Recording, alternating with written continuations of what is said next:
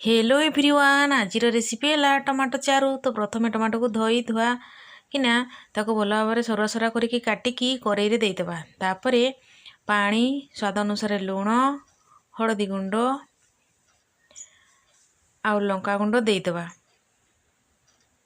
तापर ताको भल भाव गलैकी सिझापाई छाड़देबा।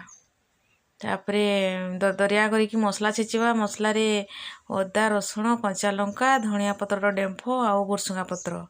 तो टमाटो सिझी टमाटो सिझी जावा ताको घुटुणी साहाय्य घुंटी देबा। तापर छुंकिबा पई तेल पंच फुटण शुखला लंका भुर्सुंगा पत्र हिंगु आउ दरदरिया करके छेची रखिया मसला ताकू भल भाव भाजी देबा।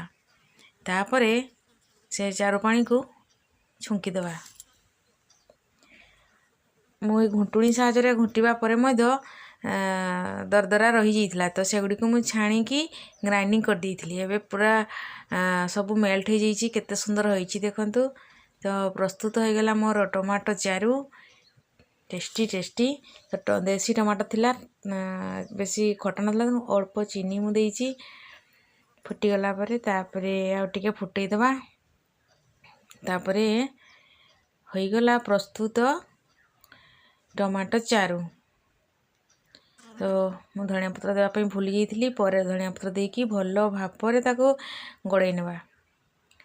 रेडी हो गला मोर स्पेशल टमाटो चारू। मु खाली टमाटो चारू सहित ही आज भात खाई। तो ठीक अच्छी। नमस्कार। जय जगन्नाथ। Thank you.